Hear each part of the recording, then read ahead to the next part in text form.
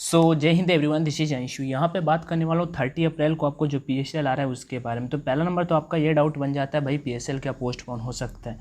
नहीं भाई, पोस्टपोन होने का कोई भी चांस नहीं है। आपका पीएसएल आपकी डेट पे आएगा 30 अप्रैल को।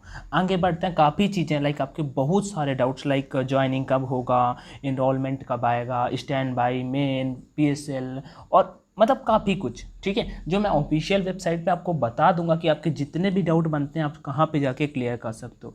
तो डेफिनेटली आप वीडियो पे फर्स्ट टाइम अगर चैनल पे आए हो तो चैनल को सब्सक्राइब कर सकते हो। Air force, navy and coast guard exam regarding कोई भी डाउट होते हैं यहाँ पे क्लियर कर सकते हो। अब यहाँ पे देखोगे लास्ट टाइम का वैसे मैं बता दूँ तो ये 31 अक्टूबर ये तो प्रीवियस टाइम का है, मुझे जो मतलब नोटिफिकेशन मिला, बट ऑफिशियल पे था आपका 30 अप्रैल को आपका मेरिट आना है, उसका मैं बता रहा हूँ। तो यहाँ पे एक चीज़ मुझे बतानी थी, यहाँ पे जो इनरोलमेंट का लेके कैंडिडेट डाउट में है जिनका एज का लेके मैं बता दूँ तो एयरफोर्स ने मतलब सिंपल से लिख रखा है कि इनरोलमेंट तक आपका एज 21 साल से ज़्यादा नहीं होना चाहिए। और यहाँ पे एक चीज़ और दी हुई है, eligibility criteria age and when call for enrolment. जो भी उसकी एलिजिबिलिटी क्राइटेरिया हैं उनको फॉलो करना चाहिए, ठीक है, जो उनकी कैटेगरी पे आता है, ठीक है। तो ये एयरफोर्स का कहना है।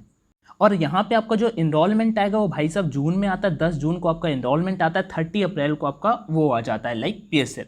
आगे बढ़ते हैं। अच्छा, मैं एक बात बताता हूँ, मैं थोड़ा सा अनअकैडमी के बारे में बात करूँगा। अगर आपको अच्छा ना लगे तो नेक्स्ट 30 सेकंड के बाद 30 सेकंड आप स्किप कर सकते हो, कोई दिक्कत का सीन नहीं है।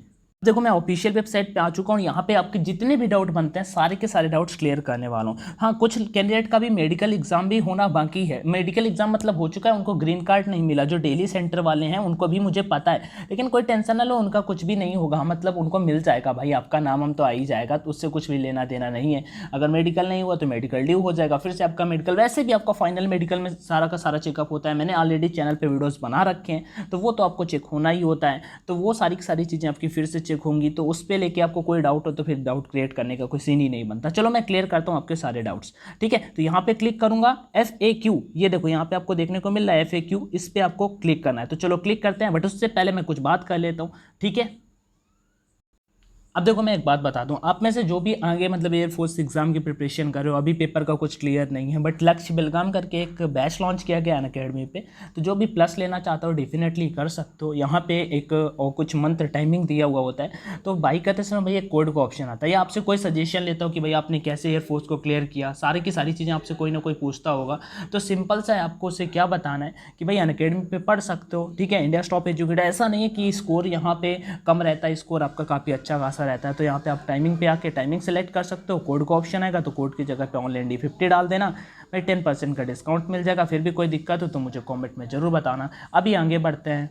अब देखो मैं यहाँ पे आ गया हूँ FAQ पे, जैसे ही मैंने क्वेश्चन पे क्लिक किया तो क्या आया, फ्रीक्वेंटली आस्क्ड क्वेश्चन, जो मतलब कि फ्रीक्वेंटली क्वेश्चन आस्क किए जाते हैं उनके बारे पे यहाँ पे लिखा हुआ है। तो चलो वो सारी चीज़ें यहाँ पे डिस्कस करता हूँ कैसा क्या होता है, ठीक है। तो स्टार एंड दिल्ली पे क्या डिफरेंस होता है ये नहीं। अब ये चीज़ जिनका कैंडिडेट जो बोल रहे हैं कि आई एम लेस, क्या लिखा हुआ, I am less than 21 years of age but find myself ineligible for applying appearing for selection test, तो क्या ये तो कोई जरूरी है नहीं, ये तो अप्लाई करने के लिए हो गया। आगे बढ़ते हैं, यहाँ पे ये वाला भी इंपॉर्टेंट नहीं, ये वाला भी इंपॉर्टेंट नहीं। आपके लिए जो एनसीसी सर्टिफिकेट को लेके भाई आपको कोई डाउट हो ना कि आपके पास एनसीसी सर्टिफिकेट है, मार्क्स मिलेंगे कि नहीं, तो सिंपल से यहाँ पे लिखा हुआ है ABC, ये देखो ABC सर्टिफिकेट के लिए 3, 4, 5 एयरफोर्स पे मार्क मिलता है, इसको लेके आपका कोई डाउट नहीं होना चाहिए। एज रिलैक्सेशन फॉर ग्रेजुएट ये हटा दो, उसके बाद यहाँ पे ये भी हटा दो, जो मुझे आपको बताना है वो मैं यहाँ पे आपको लेके चलता हूँ। अब देखो आ जाते हैं, स्टार्ट करते हैं। आपका यहाँ पे काफी पॉइंट से 17 से 30 तक आपके पॉइंट है, आप खुद चाहो तो पढ़ सकते हो आगे। यहाँ पे लिखा हुआ है PSL क्या होता है, प्रोविजनल सिलेक्शन लिस्ट, प्रिपेयर्ड कैसे की जाती है, तो लिखा हुआ है provisional selection list is list of candidate prepared group trade wise as per the merit of candidate, मतलब मेरिट के बेसिस पे भाई बनता है, जिसके नंबर ज्यादा होते हैं उनको टॉप पे रखा जाता है। वो have clear the selection test irrespective of whether he has been declare fit absent in medical examination, मतलब फिट अनफिट और अब्सेंट सबको वहाँ पे मेरिट के बेसिस पे रख दिया जाता है, लेकिन जिनके भाई जो फिट होते हैं उन्हीं को ऊपर वहाँ पे रखा जाता है। ये सिंपल से क्राइटेरिया वहाँ पे आके बन जाता है। आगे बात करते हैं, तो इस तरह से आपका मतलब मेरिट बनता है, जो PSL बनता है। 2 PSL आते हैं साल में, यहाँ पे ये भी लिखा हुआ है, एक 31 अक्टूबर को आता है, एक 30 अप्रैल को आता है। आगे बढ़ते हैं, PSL लिस्ट के बाद what is not in PSL, एक लिस्ट और आती है जो PSL में नहीं होते हैं उनके बारे में। वो क्या होती है, वो होती है it is a list of candidate, जो मतलब PSL में नहीं है उनके बारे में यहाँ पे होती है। माई नेम इज PSL, आपका नाम PSL में है लेकिन आप ज्वाइनिंग लेटर कब तक आएगा भाई, ये यहाँ पे लिखा हुआ है, तो इस पे भी यहाँ पे आके चर्चा कर लेते हैं।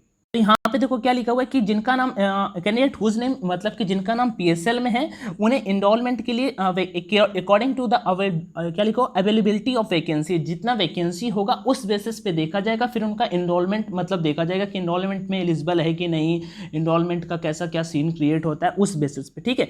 फिर आगे their position in PSL and their medical fitness, it is not necessary that all the candidate whose name figured in PSL, जरूरी नहीं कि जितने कैंडिडेट का नाम पीएसएल में है उन सभी का नाम मतलब ज्वाइनिंग लेटर मतलब आए, ठीक है ना।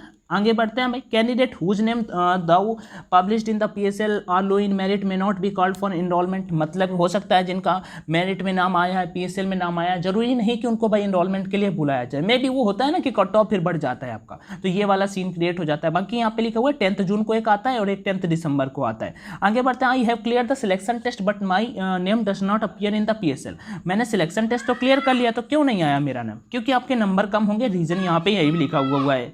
आगे है कि I have been issued with green card and my name has also appeared in the PSL published in website but I have not been called for enrolment, why, भैया ग्रीन कार्ड है, पीएसएल में भी नाम है, लेकिन enrolment में क्यों नहीं आया, क्योंकि भाई इनरोलमेंट में उन्होंने कट ऑफ को बढ़ा दिया या उनकी जो वैकेंसी थी वो आपकी कम हो गई, इस बेसिस पे आप चाहो तो इसे आके पढ़ सकते हो, ये मुझे पता था इस वजह से मैंने बता दिया।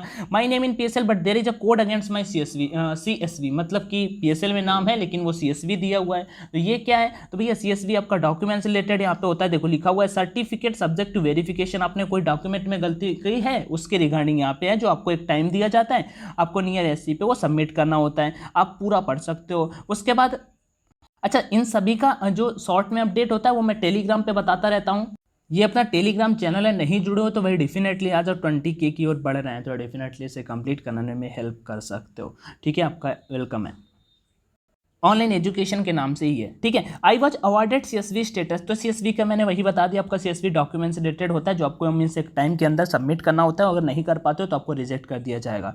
आगे बढ़ते हैं नेक्स्ट की ओर, नेक्स्ट बढ़ते हैं, my name is in enrolment list publish on air force website but did not receive my call letter till date, मतलब भैया इनरोलमेंट में नाम है फिर भी नाम नहीं आया, तो यहाँ पे देखो काफ़ी चीज़ें दी हुई हैं, call letters are dispatch to candidate well in advance by registered post in self attested address envelope as submitted by the candidate in the time of selection test, भाई वो सारी चीज़ें भेज दी जाती हैं सिलेक्शन टेस्ट के दौरान, जब आपका फेज सेकंड एग्जाम होता है, आप खुद भाई फिल करके आते हो, फेज सेकंड टेस्ट में आपको फिल करा लिया जाता है, मैंने भी ये फिल किए हैं 2-3 बार, लेकिन अभी वो घर तक कभी आए नहीं, ठीक है। तो ऐसे ही I have receive the call letter for enrolment in I but it indicate that I have to undergo re medical examination, अब जैसे कि री मेडिकल एग्जामिनेशन मिल जाता है, मेडिकल ड्यू वाला यहाँ पे वो चीज़ भाई दिखाई दे रहा है कि आपका भी फिर से री मेडिकल एग्जाम होगा, तो यहाँ पे आओ चाहो तो ये वाला भी पॉइंट पढ़ सकते हो। I have receive the call letter for enrolment in I but due to unavailable circumstances I fail to report, मतलब भाई आपके पास टाइम से आप रिपोर्ट नहीं कर पाते हो मे बी किसी सेंटर पे, तो क्या आप उसके लिए एलिजिबल हो,